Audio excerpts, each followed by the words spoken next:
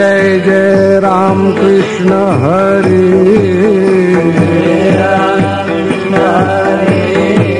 जय जय राम कृष्ण हरे, जय जय राम कृष्ण हरे, जय जय राम कृष्ण हरे, जय जय राम कृष्ण हरे,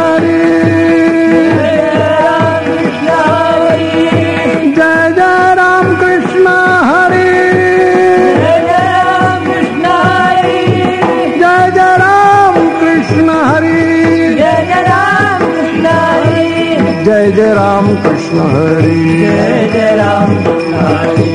जय जय राम कृष्ण हरे, जय जय राम कृष्ण हरे, जय जय राम कृष्ण हरे, जय जय राम कृष्ण हरे,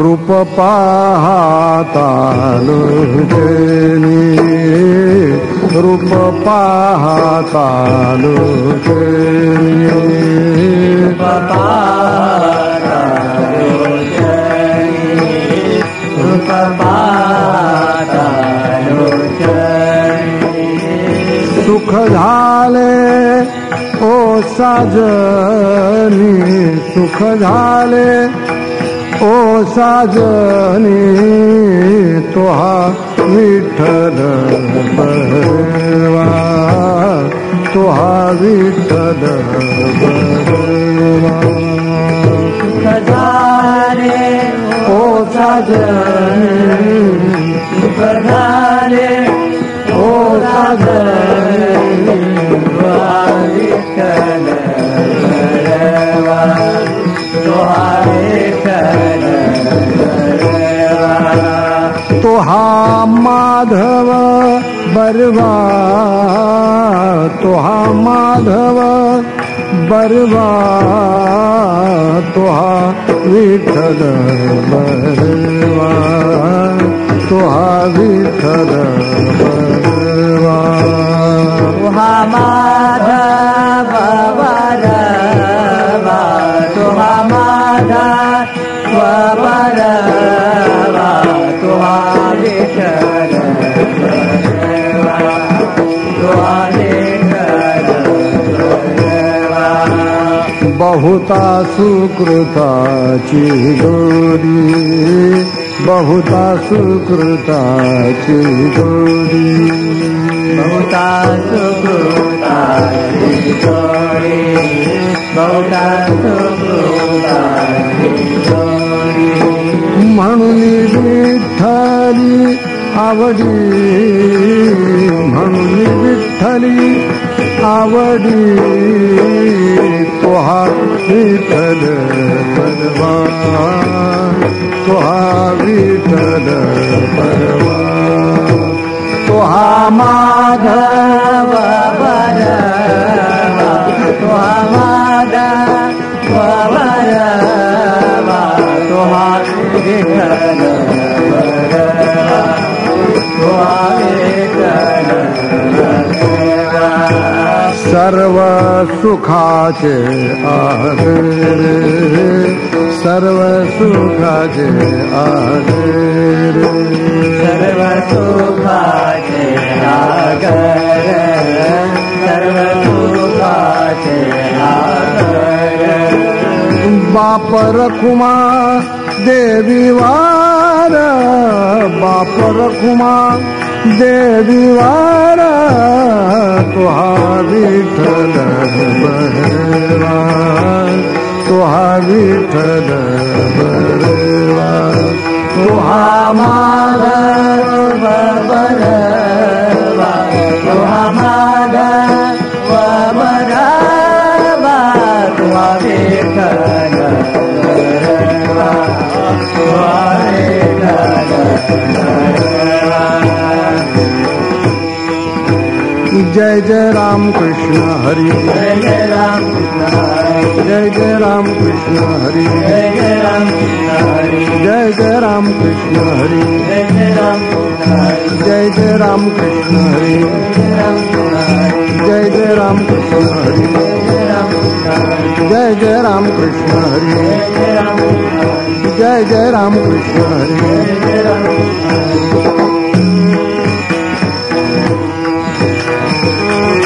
एवढा प्रभु भावे तेने संपुष्टी रहावे तेने संपुष्टी रहावे तेने संपुष्टी रहावे एवढा प्रभु भावे तेने संपुष्टी रहावे तेने संपुष्टी रहावे तेने संपुष्टी रहावे होय भक्ती केला तैसा पुरवी धरावी ते इच्छा पुरवी धरावी ते इच्छा पुरवी धरावी ते इच्छा होय भक्ती केला तैसा पूर्वी धरावे पूर्वी धरावे इच्छा पूर्वी धरावे इच्छा एवढा जगदानी मागे तुळशी दळ पाणी मागे तुळशी दळ पाणी मागे तुळशी दळ पाणी एवढा जगदाने मागे तुळशी दळ पाणी मागे तुळशी दळ पाणी मागे तुळशी दळ पाणी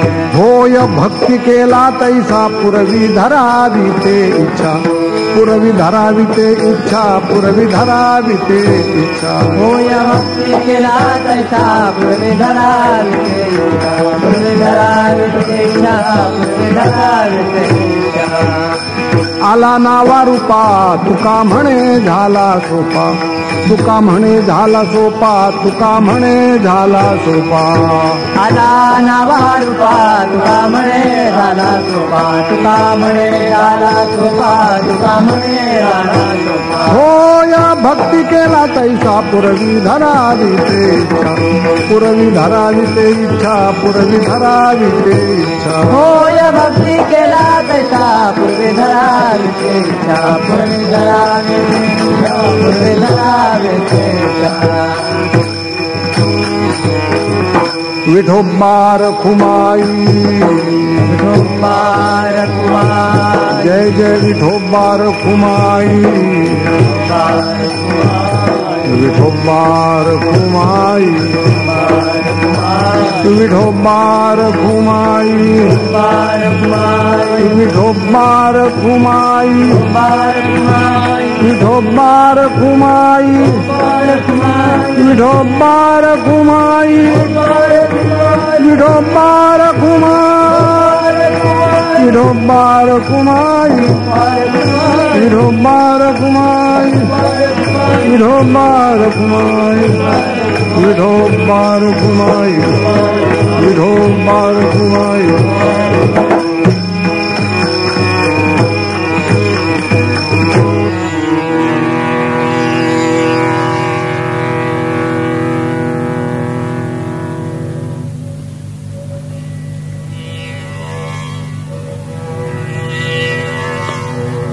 एवढा प्रभु भावे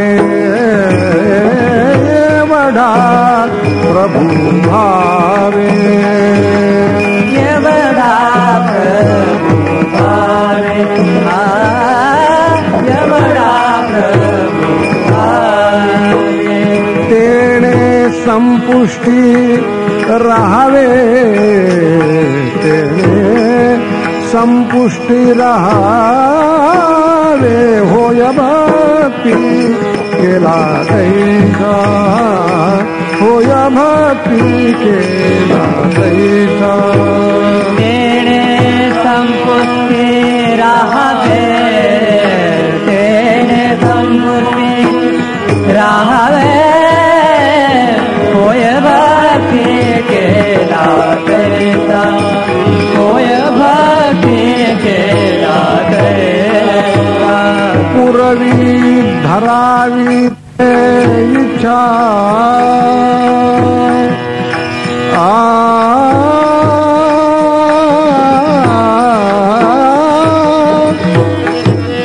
पुरवी धरावी ते इच्छा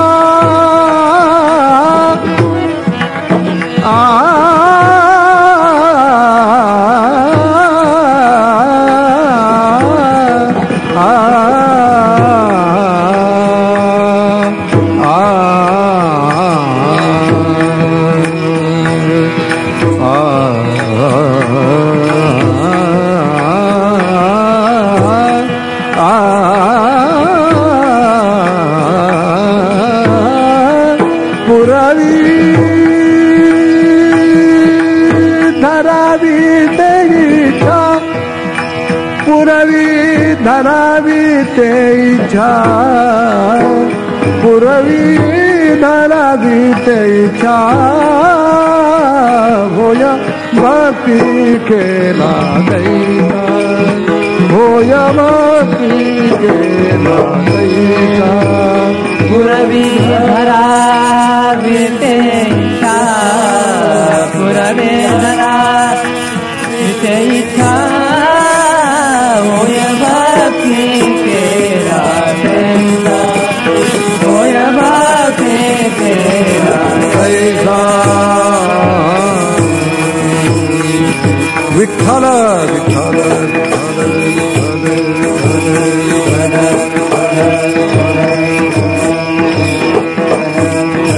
विठ्ठल विठ्ठल बोला पुंडलिक वरदे हरिविठ्ठल श्री ज्ञानदेव तुकाराम पंढरीनाथ भगवान की जय विठ्ठल बोला पुंडलिक वरदे हरिविठ्ठल श्री ज्ञानदेव सद्गुरु ज्ञानेश्वर महाराज की जय विठ्ठल विठ्ठल विठ्ठल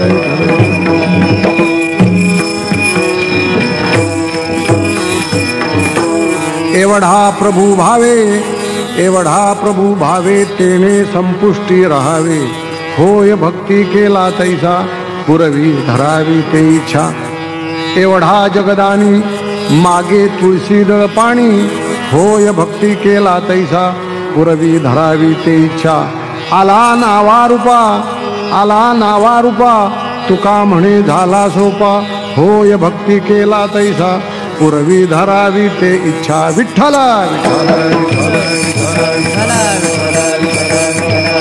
बोला पुंडलिक वरदे हरिविठ्ठल श्री ज्ञानदेव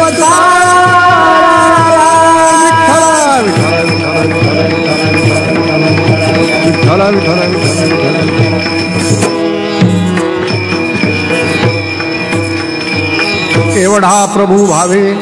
एवढा प्रभू भावे तेने संपुष्टी राहावे होय भक्ती केला तैसा पुरवी धरावी ते इच्छा जगद्गुरु संत श्रेष्ठ तुकाराम महाराजांचा हा अभंग आहे.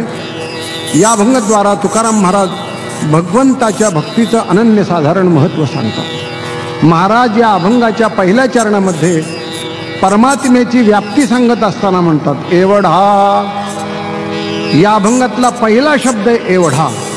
एवढा म्हणजे केवढा. एवढ्या शब्दाचा अर्थच असा आहे की तुम्ही जेवढी कल्पना कराल त्याही पेक्षा अधिक. म्हणून महाराज सुद्धा म्हणतात की एवढा म्हणजे केवढा, जी कल्पना कराल ती. परमात्म्याबद्दल तो किती मोठा आहे याचं परिमाण सांगण्याकरता शब्द नाही. तो शब्दातीत आहे, त्याचं शब्दांनी वर्णनच करता येत नाही. तो नेमका केवढा आहे हे सांगता येत नाही. एवढा नुसता शब्दच आहे. एवढ्या शब्दाला एक ठराविक अर्थ आहे, पण त्याच्याही पलीकडं ज्याची जेवढी बुद्धीची कल्पना असेल, झेप असेल, त्याला जेवढं सांगायचे तेवढा, ते सुद्धा कमीच पडलं. म्हणून महाराज म्हणतात एवढा. त्याची व्याप्ती किती, त्याचं परिमाण किती, त्याचं माप काय, त्याची लांबी रुंदी उंची खोली आपण सांगू शकत नाही. जेवढी कल्पना कराल तेवढा. श्रुती सुद्धा त्याच्याबद्दल काहीच सांगू शकत नाही.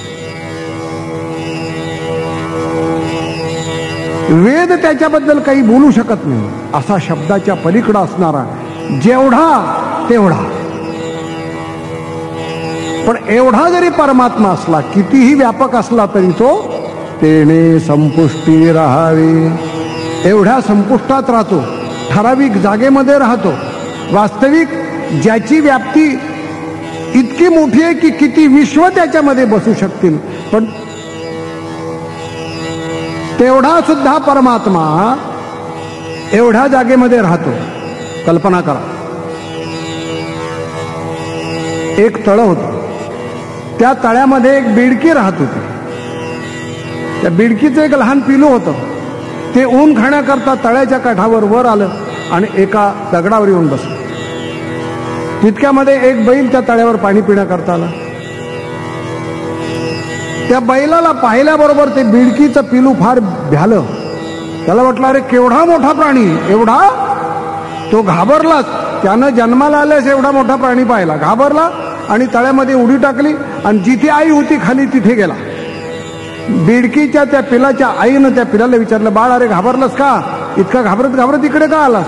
आई, अगं काय सांगू, इतका मोठा प्राणी मी केव्हा पाहिलाच नाही. अगं बरं झालं मला त्याने गिळलं असतं तर मी खलास झालो असतो. मी पटकन दगडावरून तळ्यात उडी टाकली, इथे आलो. आणि म्हणले केवढा होता? अगं खूप मोठा. आई म्हणते केवढा? पिलू म्हणतं अगं आई खूप मोठा.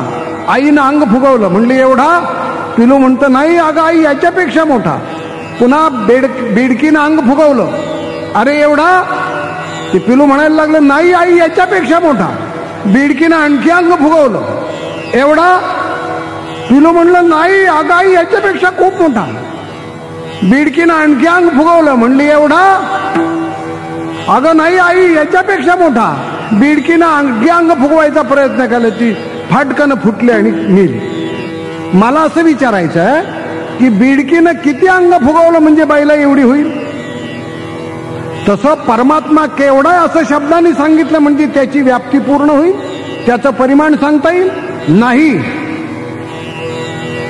कोणाला सांगता येत नाही. तो शब्दाच्या पलीकडे. म्हणून तुकाराम महाराजांनी अभंगाच्या पहिल्या चरणातला पहिला शब्द असा ठेवलाय, एवढा. जेवढी तुम्ही कल्पना कराल तेवढा त्याच्याही पलीकडे. पण केवढाही असला तरी पण तो परमात्मा एका विशिष्ट प्रकारच्या भावानं, श्रद्धेनं तेने संपुष्टी राहावे, तेने संपुष्टी राहावे, तेने संपुष्टी राहावे, तेने संपुष्टी राहावे. एवढा प्रभू भावे, एवढा प्रभु भावे.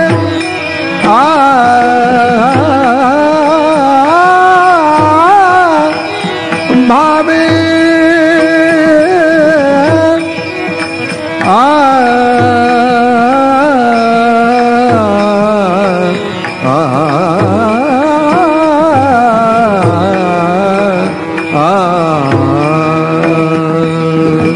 एवढा प्रभु भावे, तेने संपुष्टी राहावे, तेने संपुष्टी राहावे. त्यानं संपुष्टात म्हणजे हृदयामध्ये राहावं केवढाही असला तरी. याचं कारण काय? म्हणून या अभंगाच्या पहिल्या शरणामध्ये एक शब्द महत्वाचा आहे, भावे. जर अंतःकरणात भाव असेल तर किती व्यापक, किती मोठा, किती श्रेष्ठ परमात्मा असला तरी तो अंतःकरणात राहतो. हरिपाठाच्या एका अभंगामध्ये म्हटलंय, भावे विन देव न कळे संदेह, भावे विन देव न कळे संदेह,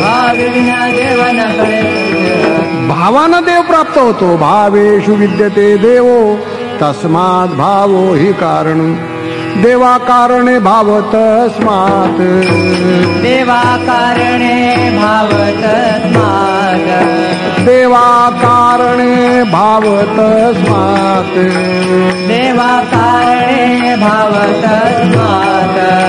द्यावे न लगे फारसे गीत, द्यावे न लगे फारसे गीत, द्यावे न लगे फारसे गीत, द्यावे न लगे फारसे गीत.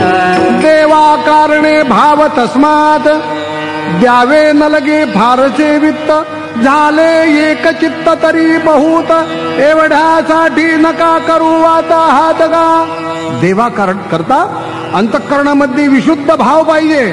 जर अंतःकरणात विशुद्ध भाव निर्माण झाला त्याच्याबद्दल आणि त्याचं भक्तियुक्त अंतःकरणाने, भावयुक्त अंतःकरणाने जर भजन केलं तर तो परमात्मा तेने संपुष्टी राहावे. तो संपुष्टात राहतो इतकंच काय, होय भक्ती केला तैसा, होय भक्ती केला तैसा, होय भक्ती केला तैसा, होय भक्ती केला तैसा. पुरवी धरावी ते इच्छा, पुरवी धरावी ते इच्छा, होय भक्ती केला तैसा, होय भक्ती केला तैसा. पुरवी धरावी ते इच्छा, पुरवी धरावी ते इच्छा, होय भक्ती केला तैसा, होय भक्ती केला तैसा. पुरवी धरावी ते इच्छा, पुरवी धरावी ते इच्छा,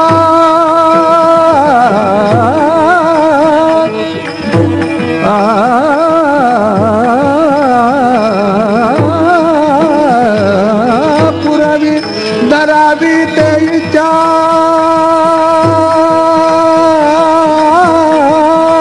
पुरवी धरावी ते इच्छा, पुरवी धरावी ते इच्छा, होय भक्ती केला तैसा, होय भक्ती केला तैसा.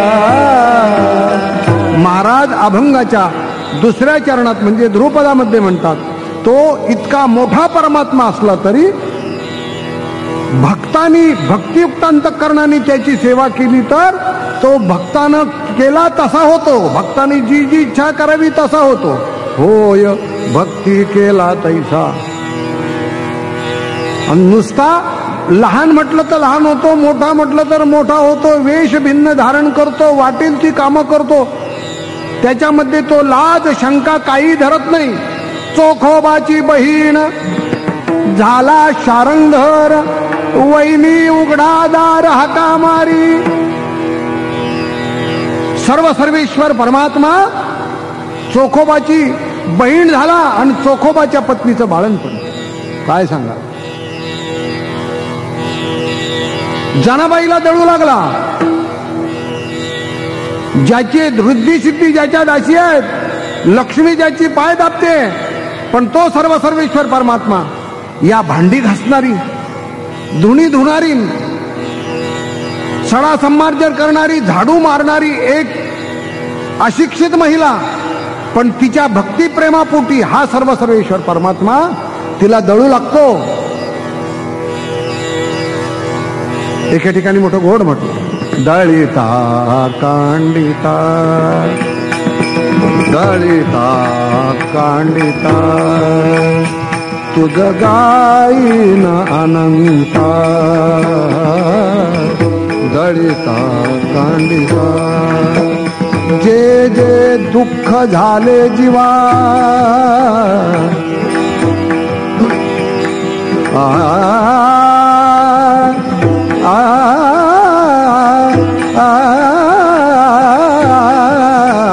जे जे दुःख झाले जीवा, ते ते सोशिले केशवा,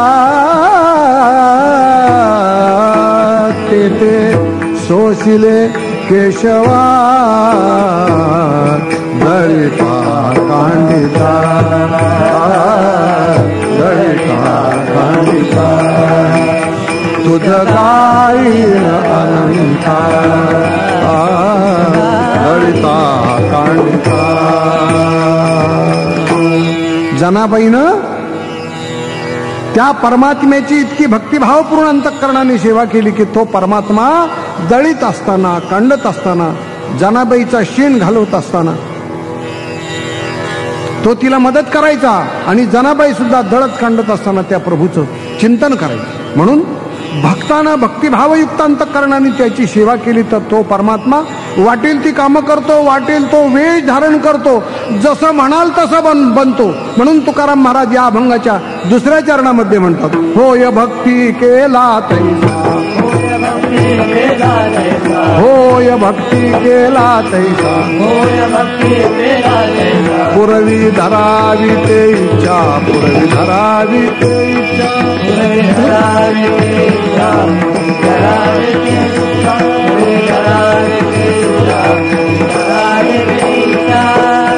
भक्ताच्या अंतःकरणात जी इच्छा असेल ती इच्छा पूर्ण करतो. म्हणून तुकाराम महाराज एके ठिकाणी म्हणतात, तुका म्हणे आम्ही जे जे इच्छा करू, तुका म्हणे आम्ही जे जे इच्छा करू ते ते कल्पतरू पुरविशी. भक्तांनी इच्छा करायचंच अवकाश आहे की तो परमात्मा त्याच्या अगोदर, कारण त्या प्रभूला अंतःकरण कळतं ना. न सांगता तुम्हा कळो येते अंतर विश्वी विश्वंभर परिहार चिन्हलगे जाणसी जीविचे गा न सांगता सहजा. सांगितल्यावर तर करेलच परमात्मा सगळं, पण महाराज म्हणतात न सांगता करी सर्व काम.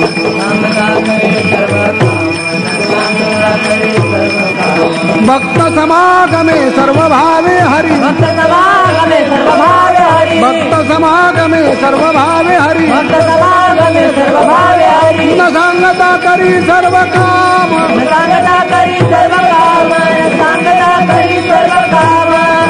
त्या भक्ताची कामं सांगितल्यावर करेल यात काय आश्चर्य, पण न सांगताना. भक्तांनी सांगायची गरज नाही, उलट त्याला भक्त केव्हा काम सांगतोय ही अपेक्षा तो करतो नव्हे. काही वेळेला भक्तांनी काम न सांगताना तो अगोदरच करतो आणि ते काम करण्याकरता साधावया भक्ती काज नाही लाज धरी, तर तो लाज धरतच नाही. काय काय कामं केली, उंच नीच काही नेणे भगवंता तिष्ठे भाव भक्त देखून या दासी पुत्र कण्या विदुराच्या भक्ती दैत्या घरी रक्षी प्रल्हादासी चर्म रंगू लागे रुहिदासा संगे. रुहिदास तांबारांच्या बरोबर चमडी रंगू लागला. चोख्या मेळ्या संगे ढोरे उडी सज्जन कसाया विकू लागे मास. सज्जन कसाया बरोबर मांस विकू लागला. माळ्या सावत्याच खुरपू लागे. अशी सगळी कामं तो सर्व सर्वेश्वर परमात्मा करतो. म्हणून तुकाराम महाराज म्हणतात, होय भक्ती केला तैसा. भक्तानी जसं त्याला सांगावं तसा तसा तो होतो. पुरवी धरावी ते इच्छा. भक्तांची जी इच्छा असेल ती पूर्ण करतो. म्हणून तुकाराम महाराज म्हणतात, होय भक्ती केला तैसा पुरवी धरावी ते इच्छा. विठोबार कुमाई जय जय विठोबार कुमाई जय जय विठोबार कुमाई. बोला पुंडलिक वरदे हरिविठ्ठल श्री ज्ञानदेव सद्गुरु ज्ञानेश्वर महाराज जय.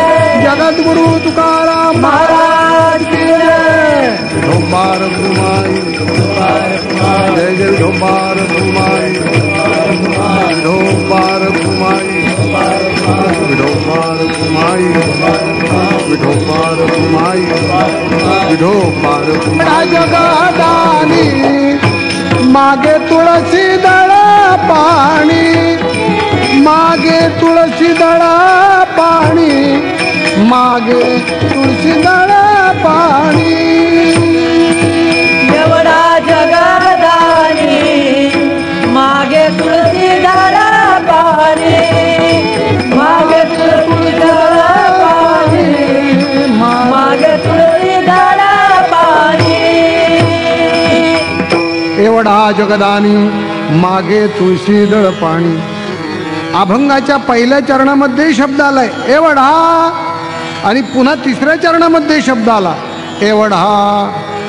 पण पहिला शब्द जो एवढा त्याचा अर्थ भगवंताची व्याप्ती म्हणून सांगितलेला आणि तिसऱ्या चरणातला एवढा शब्द आलाय त्या एवढ्या शब्दाचा अर्थ त्याचा ऐश्वर्य.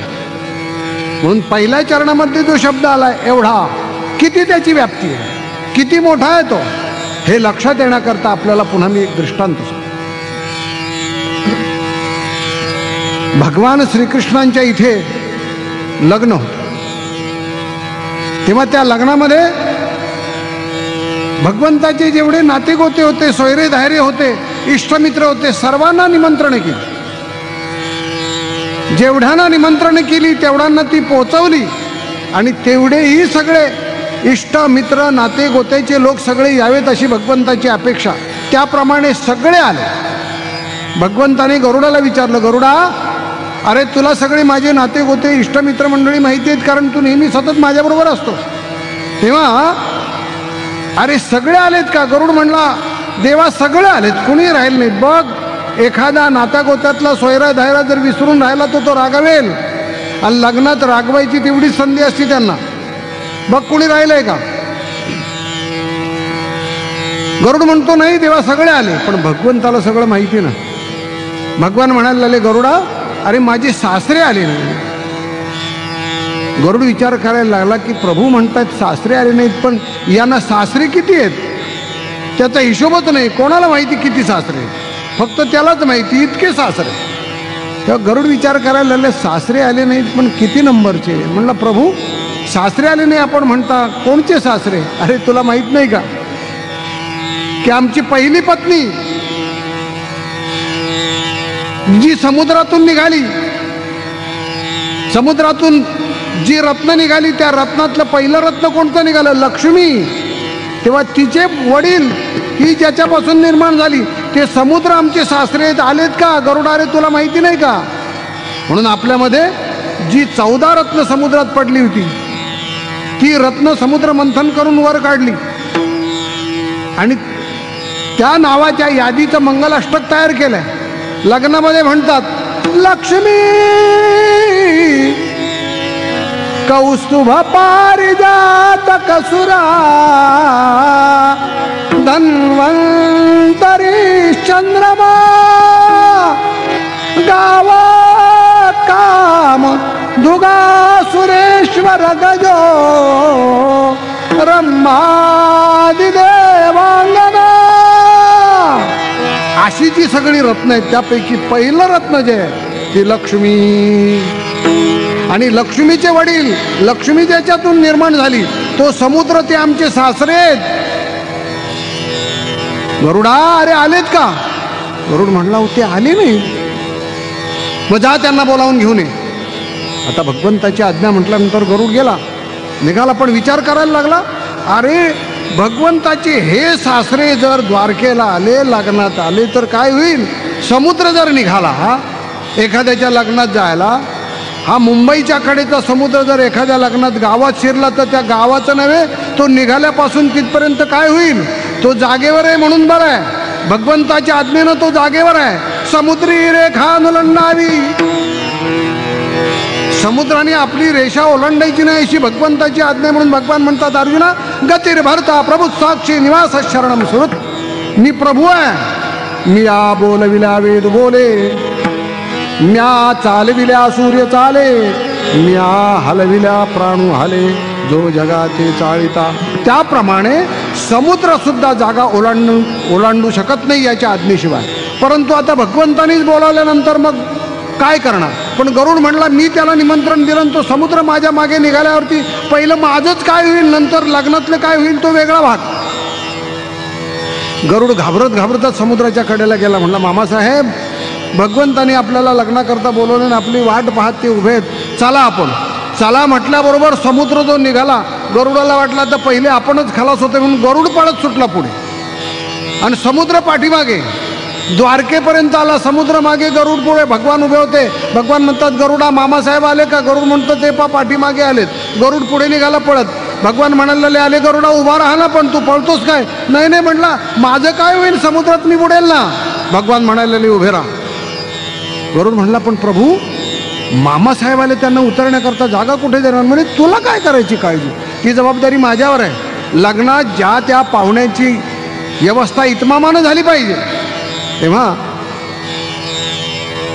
समुद्र येईपर्यंत भगवंतानं समुद्राकडे पाहिलं. म्हणले, मामासाहेब. समुद्र उभा राहिला. गरुडाला विचार पडला की आता काय करावं? कुठे जागा देतात उतरायला? कुठल्या खोलीत जागा देतात? संबंध लग्न मंडप काय पुरणार आहे? नवे गाव शहर काही पुरणार नाही. म्हणून गरुड भगवंताकडे पाहतोय, पण लटलट लटलट कापायला लागलं की आता काय करावं? समुद्र आलं तर आपण बुडणार. पण भगवंताने सांगितलं, मामासाहेब आपली उतरण्याची व्यवस्था केली. म्हणून भगवंताने आपला एक केस उपटला हातावरचा आणि ते केस समुद्राच्या पुढे टाकला आणि मामासाहेबांना सांगितलं, मामासाहेब आपल्याला उतरण्याची व्यवस्था सगळी इथे केली. गरुड त्या केसाकडे पाहतोय आणि सगळा समुद्र त्या केसामध्ये गडप झाला. गरुडाला आश्चर्य वाटलं. अनंत ब्रह्मांडे एका रोम्याईशी धेंडे. समुद्रच काय, भगवंताच्या एका केसामध्ये अनंत ब्रह्मांड साठवली जातात. गरुडाला आश्चर्य वाटलं, अरे एवढा मोठा व्यापक समुद्र परंतु भगवंताच्या एका केसामध्ये साठवला गेला, गुप्त झाला, समाविष्ट झाला. बाप रे, हा भगवान केवढा असेल. आणि त्या भगवंताला मी पाठीवर घेऊन जातो, तो मी सुद्धा केवढा असेल. गरुडाला अहंकार झाला. त्या गरुड फुगला, मी केवढा.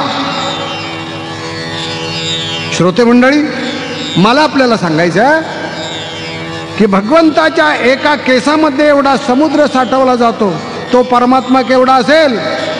म्हणून महाराज सुद्धा म्हणतात की अनंत ब्रह्मांड ज्याच्या एका केसात आहे, समुद्रच का, अनंत ब्रह्मांडे एका रोम्याईशी ढेंड. तो परमात्मा केवढा, करा विचार. काय त्याला त्याच्याबद्दल सांगता येईल. एवढा. पण तेवढा असला तरी तो केवढ्या जागेत साठवला जातो. तेने संपुष्टी राहावे, तेने संपुष्टी राहावे, तेने संपुष्टी राहावे, तेने संपुष्टी राहावे. तो भगवत भक्ताच्या अंतःकरणात राहतो.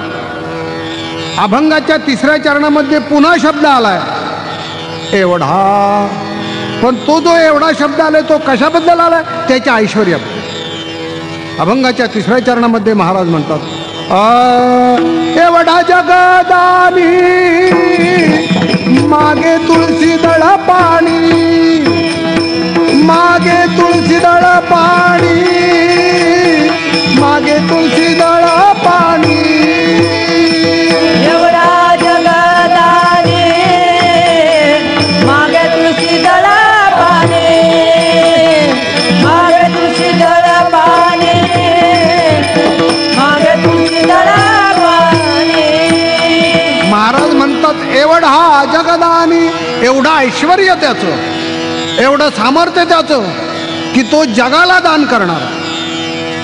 समर्थाचे घरी सकळ संपदा नाही तुटी कदा कासेची. तो वाटेल त्यावेळी, वाटेल तितकं वाटेल त्याला देऊ शकतो. म्हणून एके ठिकाणी मोठं गोड सांगितलंय, सुदामा ब्राह्मण कैचा दरिद्रे पिढीला, म्हणून धावून आ तुझ्या भेटी लागी आला. मुष्टीभर पोह्यासाठी गाव सुवर्णाचा दिला घा. विठोबाचा धर्म जागो त्याचे चरणी लक्ष लागो. मुष्टीभर पोह्यासाठी त्या सुदाम देवाला संपूर्ण गाव सोन्याचा करून टाकला आणि त्याच्या स्वाधीन. असे जगाला दान करणार, हे वस्तुरूपाने दान झालं. पण तसं पाहिलं तर परमात्म्याने आपल्याला सुद्धा हे जीवदान दिलंय. म्हणून आपणही त्याला विसरता कामा नये. तुकोबाराय म्हणतात, जेणे हा जीव दिला दान, जेणे हा जीव दिला दान, तयाचे करीन चिंतन, तयाचे करीन चिंतन. जगजीवन नारायण गायन गुण तयाचे, जगजीवन नारायण गायन गुण तयाचे, जगजीवन नारायण गायन गुण तयाचे, जगजीवन नारायण गुण तयाचे. एवढा जगदानी, जगाला दान करणारा, इतकी ज्याची अकुंठित सत्ता. जेणे हे विश्व निर्मिले, महर्षी देवा संस्थापिले, 21 स्वर्गाते धरले सत्ता मात्र आपण. आणि हे आपलं शरीर सुद्धा कोणाच्या सत्तेने चालतं. चाले हे शरीर, चाले हे शरीर कोणाची सत्ते, चाले हे शरीर कोणाची सत्ते, चाले हे शरीर, चाले हे शरीर, चाले हे शरीर कोणाची सत्ते, चाले शरीर कोणाची आसते चाले शरीर कोण बोलविते हरिविना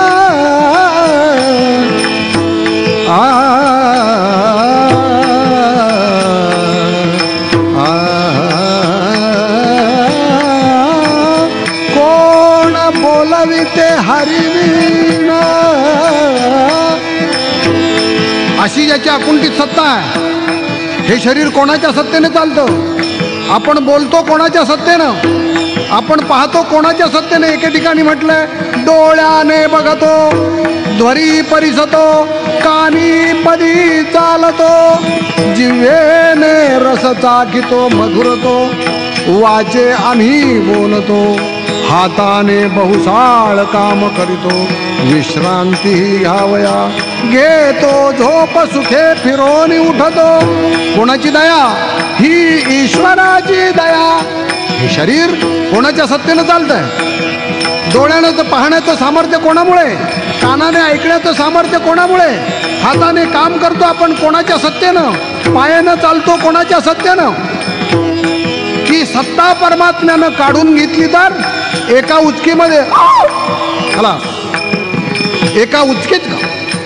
तुकाराम महाराज म्हणतात जगाला दान कर. आपण बोलतो कोणाच्या सत्तेनं? कोण बोलविते हरिविना, कोण बोलविते हरिविना, हरिविना हरि.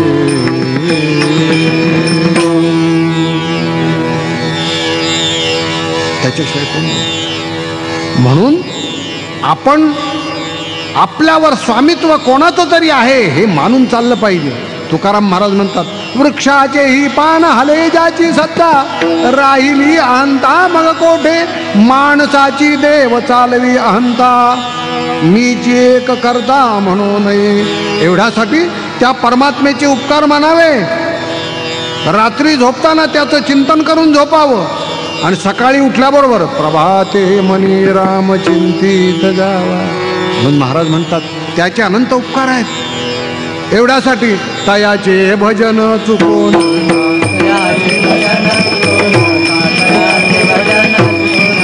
देखावी ऐकवी एक नारायण, देखवी ऐकवी एक नारायण, देखावी ऐकवी एक नारायण, देखवी ऐकवी एक नारायण, तयाचे भजन चुको नका, तयाचे भजन चुको नका, तयाचे भजन चुको नका.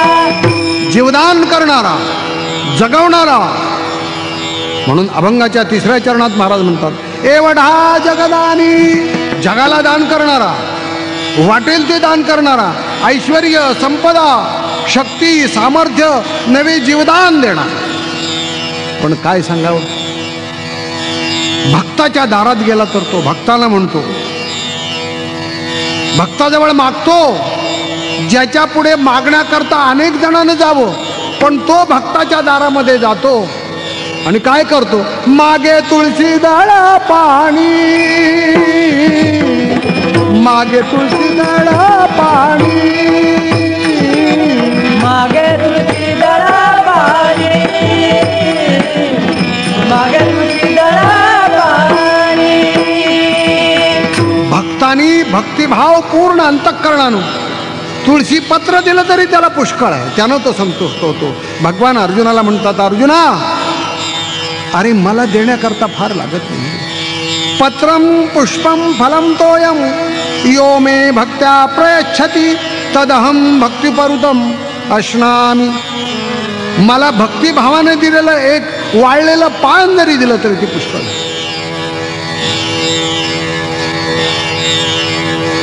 दुर्वास ऋषी दुर्योधनाच्या सांगण्यावरून धर्माला छळण्याकरता पांडव वनवासात असताना तेथे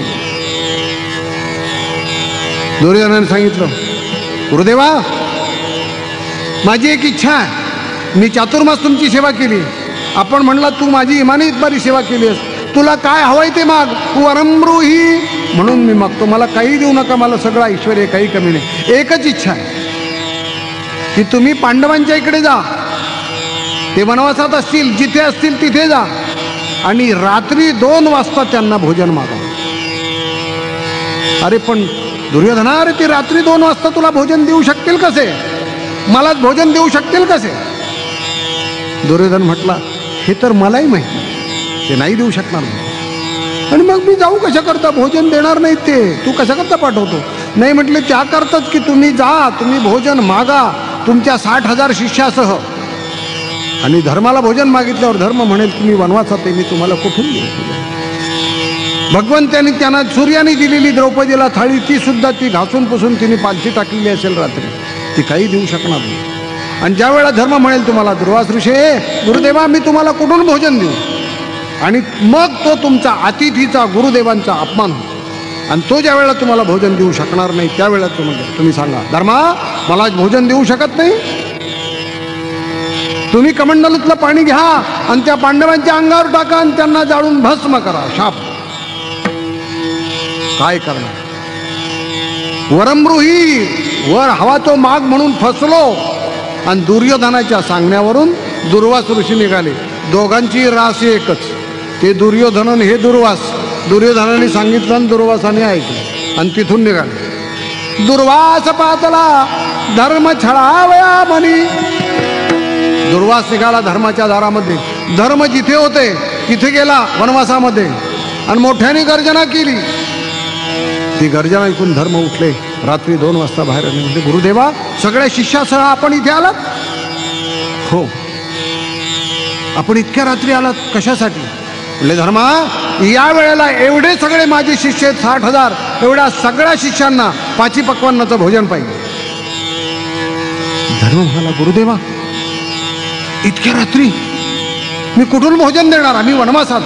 बोल, भोजन देतोस की नाही? म्हणला नाही. शिष्या आण कमंडलू, त्या कमंडलात तू पाणी घेतो आणि या पांडवाच्या अंगावर टाकून यांना भस्म करतो. गुरुदेवा रागवू नका, आम्ही कुठून देणार? पण महाराजा, काही वेळेला घराची आबरू राखणारी गृहिणी असते. पांडवांची गृहिणी कोण? द्रौपदी. अतिशय हुशार आणि त्यालाच पत्नी म्हणावं जी पतीची आबरू राखते. संकटाच्या वेळी पतीला सहाय्य करते, तीच खरी पत्नी. कार्ये दासी रतवेशा भोजने जननी समा विपत्सु मंत्रिणी प्रोक्ता सा रमा न रमा रमा. कार्याच्या वेळी दासीप्रमाणे कार्य करते. रतवेशा भोजने जननी समा, भोजनाच्या वेळेला पतीला मातेसारखं खाऊ घालते. विपत्सु मंत्रिणी प्रोक्ता, आपत्तीच्या वेळेला मंत्रिणीसारखी सहाय्य करते. श्लोककार म्हणतात, ती बायको, ती स्त्री नाही. सा रमा न रमा, ती स्त्री नाही. रमा म्हणजे प्रत्यक्ष लक्ष्मी. द्रौपदी पुढे आली म्हणले, गुरुदेवा भोजन पाहिजे ना. भोजन देण्याचं काम पुरुषाचं नसतं, आम्हा बायकांचं काम असतं. तेव्हा मला सांगा, दुर्वासाला ठाऊक होतं की ही तरी कुठून देणार? द्रौपदी, मला या वेळेला 60,000 शिष्यासह भोजन पाहिजे, 5 पक्वान्न. ठीक आहे. पण द्रौपदी म्हणते, गुरुदेवा आपण रात्री चालून आलात इतक्या लांब. जी पवित्र माणसं आहेत, श्रेष्ठ माणसं आहेत, गुरुसारखी समान माणसं आहेत, ती बाहेरून आल्याबरोबर ताबडतोब जेवत नाही, हातपाय तरी धुतले पाहिजे. आपण तर पवित्र माणसात, गुरुदेव आहात, दुसऱ्याला चांगली शिकवण देणारी माणसं आहात, तेव्हा आपण निदान यमुनेवर जाऊन आंघोळ तरी करून या. अंधी कुरका, तोपर्यंत मी जेवण करतो. दुर्वास ऋषी म्हणाले, हेही खरं आहे. द्रौपदी, त्याने विचारलं की द्रौपदी जरी म्हणली तरी कुठून स्वयंपाक करणार? आपण आत्ता येऊ जाऊन. दुर्वास ऋषी स्नानाकरता शिष्यासह गेले. द्रौपदीने भगवंताची प्रार्थना केली, कृष्णा कृष्णा कृष्णा. कोण रक्षण करेल? यावेळेला 5 पांडव होते, पण वनवासात असल्यामुळे त्यांचं काही चाललं नाही. तिचं रक्षण करणारा, त्यावेळी तिला सहकार्य करणारा येतच. तिने भगवंताची प्रार्थना केली, कृष्णा कृष्णा कृष्णा धाव रे लवकरी कृष्णा धाव रे लवकरी संकट पडले भारी कृष्णा संकट पडले भारी कृष्णा संकट पडले भारी हरी तू आमुचा कैवारी आले विघ्न निवारी कृष्णा कृष्णा कृष्णा। ही द्रौपदीची आर्ततीची हाक भगवंताच्या कानावर द्वारकेत गेली. भगवान लगेच अंथरुणातून झोपेतून उठले. रात्री 2 वाजता तिथून निघाले, द्रौपदीच्या इथे आले. वनवासात भगवंताला पाहिल्यावर झोपडीमध्ये प्रकाश पडला होता. द्रौपदी म्हणजे कृष्णा आलास?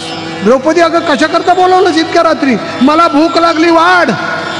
अगं मला खूप भूक लागली, मला जेवायला वाढ. द्रौपदी म्हणाली लागली, अरे तू सूर्याने दिलेली थाळी मी पालची टाकली, या ऋषींना जेवायला घालायचं त्यांनाच देण्याकरता काही नाही, तू पुन्हा आणखी आलास का मागायला? अगं काढ तर खरं थाळी, काढ तर खरं, काढ तर खरं. बघ द्रौपदीने ती थाळी बाहेर काढली आणि बघ काहीतरी असेल त्या थाळीमध्ये.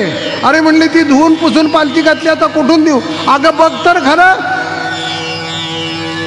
द्रौपदी थाळी पाहती तर थाळीच्या पाठीमागच्या बाजूला एक पान लागलं होतं भाजी, एकच पान. कृष्णा एक पानच आहे रे. भगवान म्हणतात द्रौपदी अगं ते एक पान दिलं ते मी खाल्लं तर मी सुद्धा तृप्त होईल. द्रौपदी म्हणते कृष्णा अरे तू तृप्त झालास तर सगळं ब्रह्मांड तृप्त होईल, घे. म्हणून द्रौपदीने दिलेलं ते एक भाजीचं पान खाल्लं आणि भगवंत पाणी पिल्याबरोबर ढेकत दिलं. भगवान तृप्त झाल्यावर सगळे हे ऋषी आणि त्यांचे सगळे शिष्य तृप्त. सांगा त्याला काय द्यावं लागतं? द्रौपदीच्या दारात जाऊन जगाला दान करणारा, मागे तुळशी दळ पाणी, मागे तुळशी दळ पाणी, मागे तुळशी दळ पाणी, मागे तुळशी दळ पाणी. एका तुळशीच्या पानानं ते तृप्त होतो. सत्यभामेने ज्या वेळेला नारदाला भगवंताला दान केलं, सत्यभामा दान करी नारदाशी, नारदाला दान केलं. नारदाने सांगितलं भगवंताला हे पा सत्यभामेने दान केलंय, ब्राह्मणाला दान केलं म्हणजे 7 जन्म तो पती मिळतो असं पुराणात सांगितलंय. त्याप्रमाणे सत्यभामेने तुला मला दान केलंय, चला आमच्या बरोबर. भगवान म्हणायला लागले मग चला. अरे नुसतं कसं चला, आता मी तुझा मालक आहे. आतापर्यंत तू स्वामी मी सेवक असं नातं होतं, पण आता आम्ही स्वामी तुम्ही सेवक. मग आता सांगा आम्हाला काम. भगवान म्हणायला लागले माझ्या खडावा उचलून डोक्यावर घे म्हटलं. भगवंताने नारदाच्या खडावा उचलला आणि डोक्यावर घेतला.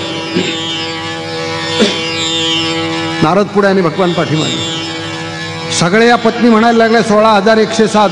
सत्यभामेचा एकटीचा काय हक्क? आमचा हक्क आहे, आम्हाला पती पाहिजे आमचे. नारदा घेऊन चालणार नाही, आम्ही घेऊन जाऊ देणार नाही. नारद म्हणाले तुमचे पती तुम्हाला घ्या, परंतु त्याचा मोबदला मला द्या. म्हटले तुला काय मोबदला द्यायचा नारद? म्हटलं हे पा भगवंताच्या भारंभार दागिने मला पाहिजे, सोनं नाणे हिडे मारिक मोती जेवढं असेल तेवढं मला पाहिजे. ठीक आहे, काय कमी आहे द्वारकेत? भगवंत तर राजा, काय उणे तया पाजी.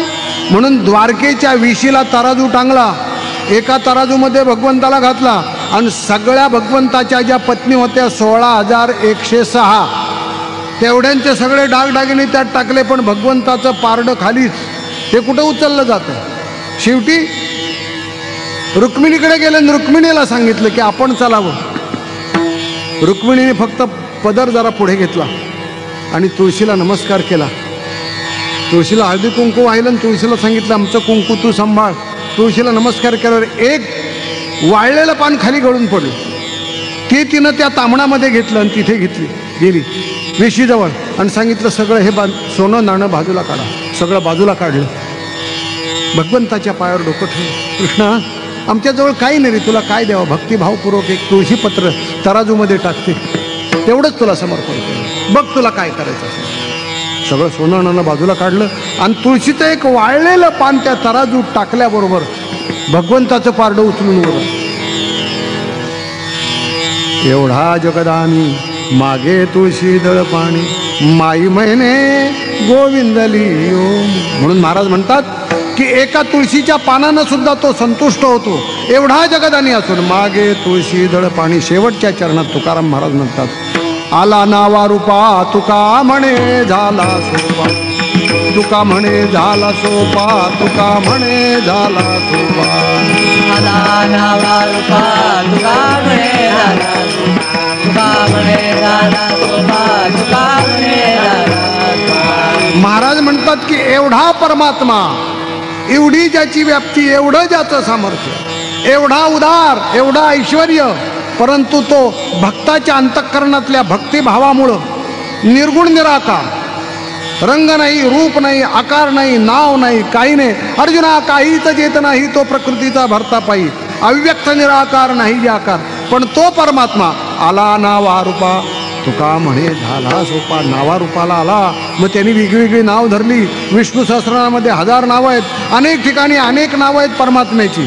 त्यांनी आपल्याला नाव धारण केलं आणि तो नावारूपाला आला, आकार सुद्धा धारण केला. सुंदर ते धान उभे विटेवरी कर्कटावरी ठेवून, असा तो नावारूपाला आला आणि आपल्याला सोपा झाला. कशामुळे?